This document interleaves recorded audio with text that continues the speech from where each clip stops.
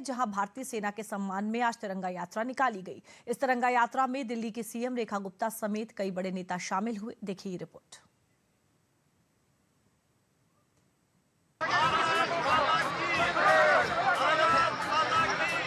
हाथों में लहराता तिरंगा और जुबा पर भारत माता की जय के नारे ऑपरेशन सिंदूर के बाद इस तस्वीर में आपको हिंदुस्तानी सैनिकों के प्रति सम्मान दिखेगा। साथ में तिरंगा लिए महज एक जश्न की तस्वीर नहीं, बल्कि ये वो तस्वीर है जिसे देखकर हर भारतीय अपने जवानों पर गर्व महसूस करेगा। दरअसल ऑपरेशन सिंदूर के जरिए भारतीय सेना ने पाकिस्तान की बर्बादी की जो गाथा लिखी थी, उससे हर देशवासी वाकिफ है। ऑपरेशन सिंदूर के बाद से लगातार देश भर में तिरंगा यात्रा का आयोजन किया जा रहा था।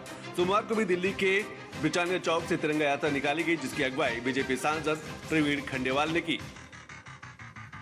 दिल्ली में भाजपा कार्यकर्ताओं के नेतृत्व में तिरंगा यात्रा निकाली गई। इस यात्रा में भारतीय सेना की वीरता और ऑपरेशन सिंदूर की सफलता का जश्न मनाया गया। यात्रा में देशभक्ति के नारों के बीच हर वर्ग के लोगों ने भाग लिया। इस दौरान भाजपा नेताओं ने ऑपरेशन सिंदूर के साहसिक अभियान को राष्ट्र सम्मान का प्रतीक बताया। तीनों सेनाओं ने जिस शौर्य और पराक्रम से पाकिस्तान को नेस्तनाबूद किया, उस सेना के आदर और सम्मान में देश मजबूती से प्रधानमंत्री नरेंद्र मोदी जी के नेतृत्व में खड़ा है। और आज ये तिरंगा यात्रा उन हमारे सैनिकों के सम्मान में निकाली जा रही है और बड़ी संख्या में लोग शामिल होकर के अपनी भारत की सेनाओं के पराक्रम को प्रणाम कर रहे हैं, उसका अभिवादन कर रहे हैं। ये हमारी सरकार की विदेशी कूटनीति है कि जो हमारे साथ में हुआ उसके विषय में पूरे विश्व को बताया जाए।